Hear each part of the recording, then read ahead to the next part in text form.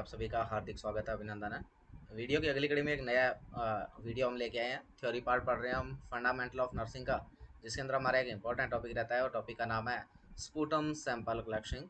पिछले previous lecture में हमने 2 लेक्चर कर चुके हैं और दोनों लेक्चर्स के अंदर हमने पढ़ा है यूरिन सैंपल कलेक्शन के बारे में। नेक्स्ट जो हमारा लेक्चर है वो है स्पूटम सैंपल कलेक्शनिंग। तो हम पढ़ने जा रहे हैं स्पूटम सैंपल कलेक्शन।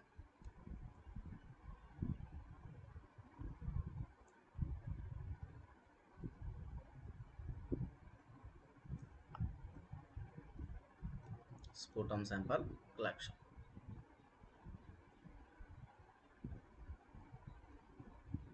आज का हमारा टॉपिक है स्पूटम सैंपल कलेक्शन। क्या है स्पूटम सैंपल कलेक्शनिंग, बात करेंगे हम।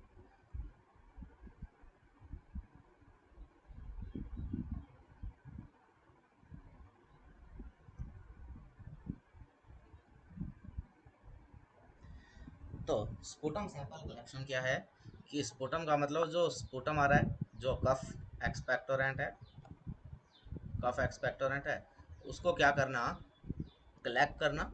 उसका क्या करना, कलेक्शन करना, क्या है स्पूटम सैंपल कलेक्शन कहलाता है। कब करना होता है ये स्पूटम सैंपल कलेक्शनिंग?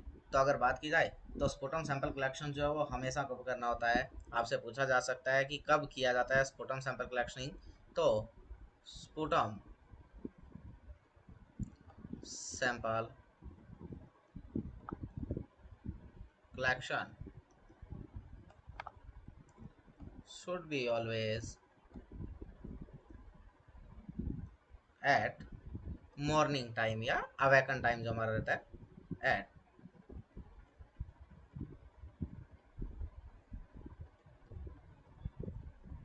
मॉर्निंग टाइम या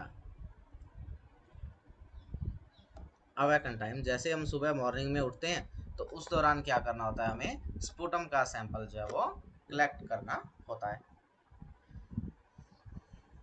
इसके अलावा यह आप कह सकते हैं कि जब पेशेंट सुबह उठता है तो उस दौरान जो अर्ली स्पूटम है, या क्या आप कह सकते हैं अर्ली मॉर्निंग, या हम कह सकते हैं early morning when patient arisen, कि जब मरीज उठता है सुबह उस दौरान किया जा सकता है कि नहीं। तो स्पूटम सैंपल कलेक्शन क्या है, तो यानी कि जो हमारा कफ एक्सपेक्टोरेंट है उस दौरान हमारा जो स्पूटम प्रोड्यूस हो रहा है उस स्पूटम का क्या करना, कलेक्शन करना। उसको कलेक्ट करना क्या कहलाता है, स्पूटम सैंपल कलेक्शन कहलाता है। और स्पूटम सैंपल कलेक्शन हमेशा ही क्या करना होता है आपने, at the morning time, awaken time, या अर्ली मॉर्निंग जब पेशेंट कहाँ से उठ रहा है, फ्रॉम बेड। जब पेशेंट बेड से उठ के आता है उस दौरान आप क्या कर सकते हैं, स्पूटम सैंपल को कलेक्ट किया जा सकता है। तो आपको पूछा जा सकता है कि ऐसा कौन सा टाइम है जो सबसे बेस्ट रहता है किसके लिए, स्पूटम सैंपल को कलेक्ट करने के लिए। तो आप बोलेंगे कि अर्ली मॉर्निंग का जो टाइम होता है, जो अवेकन टाइम जो होता है ना, वो क्या है, सबसे बेस्ट टाइम रहता है किसके लिए, स्पूटम का कलेक्शन करने के लिए, है ना। इसके अलावा आ, कुछ और इम्पोर्टेंट बात रहती है जब स्पूटम सैंपल कलेक्शन किया जाता है, तो उससे पहले कुछ इंपॉर्टेंट बातें रहती है कि जब भी स्पूटम सैंपल कलेक्शन करना होता है किसी पर्सन का, तो उससे पहले क्या नहीं करना होता, उसने कभी भी टीथ ब्रश नहीं करना होता है। कभी भी क्या नहीं करना है, टूथ ब्रश नहीं करना होता है।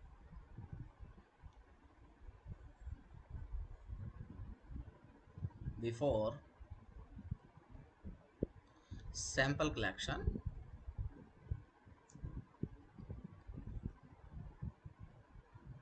सैंपल को कलेक्ट करने से पहले कभी भी डोंट डज टूथ ब्रशिंग,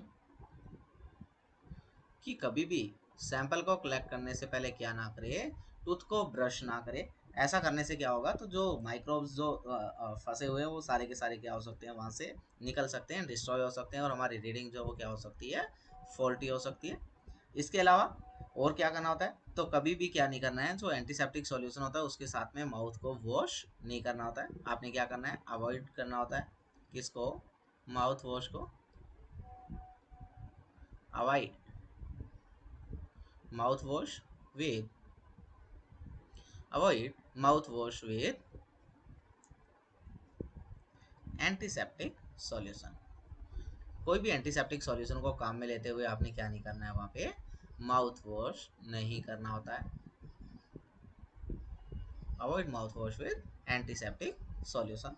इसके अलावा हाँ, अगर माउथ वॉश करना है मॉर्निंग में उठने के बाद तो क्या किया जा सकता है, रिंस कर सकते हैं आप। ओनली माउथ को क्या कर सकते हैं, रिंस कर सकते हैं। रिंस द माउथ किसके साथ में है, जो हमारा नॉर्मल प्लेन वाटर होता है, mouth with plain water.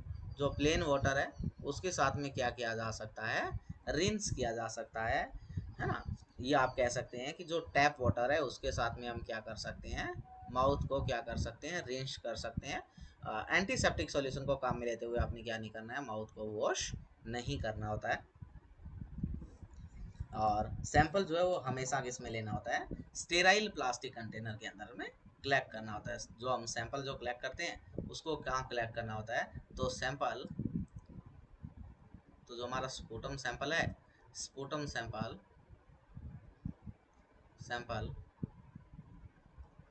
Always collect in plastic sterile container. और कहाँ कलेक्ट करें, प्लास्टिक स्टेराइल कंटेनर के अंदर आपने क्या करना होता है, कलेक्ट करना होता है, प्लास्टिक स्टेराइल कंटेनर। तो स्पूटम सैंपल जो है वो हमेशा किसमें कलेक्ट करें, प्लास्टिक स्टेराइल कंटेनर में। कभी भी एंटीसेप्टिक सॉल्यूशन के साथ माउथ को वॉश नहीं करना होता है। प्लेन वाटर के साथ में आप क्या कर सकते हैं, जो माउथ है उसको वॉश किया जा सकता है। और कभी भी सैंपल से पहले क्या नहीं करना होता है, टूथ ब्रश नहीं करना होता है। ये सारी की सारी इंपॉर्टेंट बातें रहती है। और जो स्पूटम का जो सैंपल जो लिया जाता है, वो स्पूटम सैंपल कब लेना होता है, अवेकन टाइम या अर्ली मॉर्निंग टाइम जो होता है उस दौरान क्या करना होता है, सैंपल को क्या करना होता है, आपने कलेक्ट करना होता है। इंपॉर्टेंट बात रहती है सारी की सारी, है ना। इसके अलावा आपको पूछा जा सकता है कि जो स्पूटम का सैंपल कलेक्शन हम जो करते हैं वो कहाँ कहाँ इंडिकेटेड है। ऐसी कंडीशंस आपको पूछी जा सकती है कि स्पूटम सैंपल कलेक्शन हम क्यों करते हैं। तो कोई भी जैसे क्या है, जो स्पूटम का जो कलेक्शन का स्पूटम सैम्पलिंग का जो मेन रोल जो रहता है वो किस में रहता है, रेस्पिरेटरी कंडीशन, जो रेस्पिरेटरी डिजीज है उनके अंदर जो है ये ज़्यादातर क्या रहता है, इंडिकेटेड रहता है। तो अगर आपको पूछ ले इंडिकेशंस क्या है कि स्पूटम सैंपल कलेक्शन हम क्यों करते हैं, तो जो स्पूटम सैंपल जो कलेक्शन किया जाता है वो आइडेंटिफाई करने के लिए, किसको, जो हमारी रेस्पिरेटरी डिजीज है उनको आइडेंटिफाई करने के लिए। तो टू आइडेंटिफाई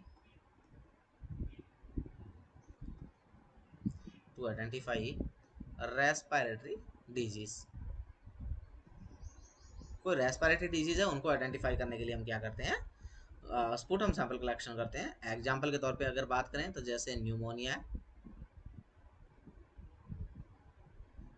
है, टीबी है, ब्रोंकाइटिस है, ब्रोंकाइटिस है, ब्रोंकिएक्टासिस है,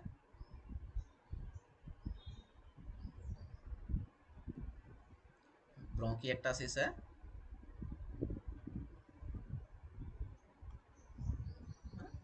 तो ये काफ़ी सारी एम्पाइमा है, एम्फाइसीमा है ना। तो बहुत सारी क्या रहती है आपकी रेस्पिरेटरी कंडीशंस रहती है। तो उनका आइडेंटिफिकेशन करने के लिए आप क्या काम में ले सकते हैं, स्पूटम सैंपल कलेक्शन मेथड काम में लिया जा सकता है। स्पूटम का सैंपल कलेक्ट किया जा सकता है। और नॉर्मली जब भी क्या करते हैं हम, स्पूटम की सैम्पलिंग की जाती है तो यहाँ पे जैसे आपने क्या करना है, टीबी का पता लगाना है ना। टीबी का कन्फर्मेटरी टेस्ट जो रहता है वो स्पूटम सैंपल कलेक्शन रहता है। तो यहाँ पे क्या करने होते हैं, 3 सैंपल जो क्या करने होते हैं हमें, 3 कॉन्जुगेटिव स्पूटम सैंपल क्या करने होते हैं, कलेक्शन करने होते हैं आइडेंटिफिकेशन करने के लिए। अब बात आती है कि स्पूटम का एग्जामिनेशन जब करेंगे, स्पूटम एग्जामिनेशन टॉपिक हमारा है, स्पूटम एग्जामिनेशन। नेक्स्ट पॉइंट रहता है क्या, कैसे कैसे स्पूटम को एग्जामिनेशन करेंगे और स्पूटम को देख के आपको कैसे पता लग सकता है, ये इंपॉर्टेंट बात रहती है। तो नॉर्मल जो हमारा स्पूटम होता है वो कलरलेस और ऑर्डरलेस रहता है, कि उसमें कोई भी तरीके की जो है कलर नहीं होता है और कोई भी तरीके का उसमें स्मेल नहीं होता है। तो ये कलरलेस एंड, नॉर्मल जो स्पूटम है वो कलरलेस और ऑर्डरलेस होता है। तो नॉर्मल जो हमारा स्पूटम है वो कैसा होता है, कलरलेस और ऑर्डरलेस होता है। अब अगर स्पूटम में क्या हो रखी है, कोई स्मेल आ रही है, कोई स्पेसिफिक कलर देखने को मिल रहा है आपको, तो वो इंडिकेट करता है कि वहाँ कोई ना कोई क्या हो गई है, स्पेसिफिक डिजीज कंडीशन क्या है, प्रेजेंट है ना। तो क्या है, नॉर्मल जो हमारा जो है तो क्या रहता है, स्पुटम जो है वो कलरलेस और ऑर्डरलेस रहता है। बट अगर वहाँ क्या हो रहा है, आपको कुछ अबनॉर्मल फाइंडिंग्स देखने को मिलेंगी। और अबनॉर्मल फाइंडिंग क्या हो सकती है, तो अबनॉर्मल फाइंडिंग की हम बात करें, अबनॉर्मल फाइंडिंग्स, तो अबनॉर्मल फाइंडिंग में क्या होगा, जैसे क्या है, स्पुटम जो है वो येलो कलर का है, जो हमारा स्पुटम है वो क्या है, येलो कलर का है। तो इसका मतलब है कि वहाँ पे क्या प्रेजेंट है, पस प्रेजेंट है। क्या प्रेजेंट है, प्रेजेंट पस। वहाँ क्या है, पस प्रेजेंट है। और अगर पस प्रेजेंट है तो इसका मतलब वहाँ क्या है, इन्फेक्शन हो रखा है ना, कोई इन्फेक्टिव ऑर्गेनिज्म वहाँ पे प्रेजेंट है। तो येलो कलर का है, या हम कह सकते हैं। इसके अलावा और क्या क्या फाइंडिंग है, तो इसके अलावा जो है ब्राउन कलर का अगर आ रहा है, अगर जो हमारा स्पुटम है, अगर क्या हो रहा है, ब्राउन कलर स्पुटम देखने को मिल सकता है, brown colour sputum, brown colour sputum. और ब्राउन कलर स्पुटम जो है वो क्या इंडिकेट करता है, तो ब्राउन कलर स्पुटम जो है वो इंडिकेट करता है कि क्या हो गया है, कोई लंग टिश्यू जो है उनके अंदर कोई नेक्रोसिस हो गया है। तो ब्राउन कलर स्पुटम और due to necrosis of sputum, sorry, necrosis of lungs tissue, कि लंग्स टिश्यू में क्या हो गया है, कोई नेक्रोसिस हो गया, उसकी वजह से हो रहा है। इसके अलावा और क्या क्या हो सकते हैं, तो इसके अलावा पिंक कलर का हो सकता है, स्पुटम है जो पिंक कलर के अंदर हमें देखने को मिल सकता है, पिंक कलर स्पुटम। और पिंक कलर स्पुटम जो है ये इंडिकेट करता है किसको, पल्मोनरी एडिमा हो गया होगा पेशेंट को। Pink colour sputum indicate pulmonary oedema, patient को क्या हो गया है, पल्मोनरी एडिमा हो गया है। और अगर पल्मोनरी एडिमा हो गया है तो उस कंडीशन में हमें क्या देखने को मिलेगा, पिंक कलर का स्पुटम देखने को मिलेगा। इसके अलावा और क्या क्या हो सकते हैं, तो इसके अलावा ग्रीन कलर स्पुटम हो सकता है, ग्रीन कलर स्पुटम देखने को मिल सकता है, ग्रीन कलर स्पुटम।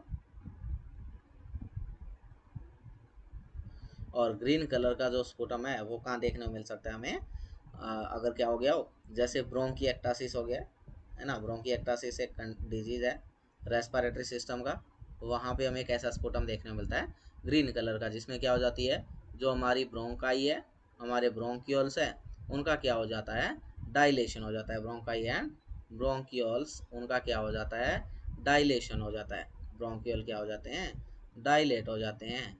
उस कंडीशन को हम बोलते हैं ब्रोंकिएक्टासिस, है ना। तो वहाँ क्या हो सकता है हमें, ग्रीन कलर। इसके अलावा रस्टी कलर का स्पुटम देखने को मिल सकता है। इसके अलावा क्या है, rusty colour sputum, rusty colour.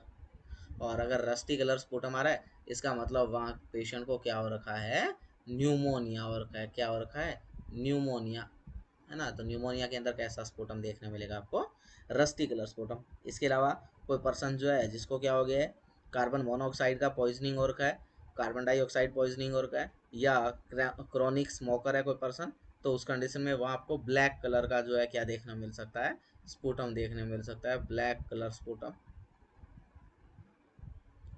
Black colour sputum देखने को मिल सकता है। और ब्लैक कलर स्पुटम का मतलब है कि क्या हो रखी है, पेशेंट को कोई सीओ पॉइजनिंग हो गया है, सीओ पॉइजनिंग है, या क्या हो गई है, पर्सन जो है वो चैन स्मोकर की कैटेगरी का है, बहुत ज़्यादा स्मोकिंग करता है दिन रात, है ना, चैन स्मोकर है। तो ऐसे पर्सन में हमें ब्लैक कलर का क्या देखने मिल सकता है, स्पुटम देखने मिल सकता है। और इसके साथ साथ अगर क्या हुआ है, जो है पेशेंट जो है कोल माइन वर्कर है, तो उस कंडीशन में भी हमें क्या देखना मिल सकता है, कोल माइन वर्कर है तो भी हमें क्या देखना मिल सकता है, ब्लैक कलर का स्पुटम जो है वो देखने को मिल सकता है। तो ये हमारे कुछ स्पुटम्स की अब नॉर्मल फाइंडिंग थी। और स्पुटम को देख के हमने क्या किया, पता लगाया कि कौन से कलर का स्पुटम जो है वो कौन से कलर डिजीज को इंडिकेट करने का काम करता है ना। तो सारी की सारी इंपॉर्टेंट बातें रहती। तो ये हमारा एक नेक्स्ट टॉपिक था जो हमने एक वीडियो के तौर पे देखा। और हमने पूरा का पूरा स्पुटम सैंपल कलेक्शन पढ़ा कि कब स्पुटम का सैंपल जो है वो कलेक्ट करना होता है, और कब जो है वो कौन कैसा जो है हमारा नॉर्मल स्पुटम रहता है, और अगर अब नॉर्मलिटी हो तो कौन कौन सी कंडीशंस हमें देखने को मिल सकती है। तो ऐसे ही नए नए वीडियो देखने के लिए हमारे साथ बने रहिएगा। और ज़्यादा से ज़्यादा चैनल को लाइक करिएगा, शेयर करिएगा और सब्सक्राइब कीजिएगा। Thank you so much.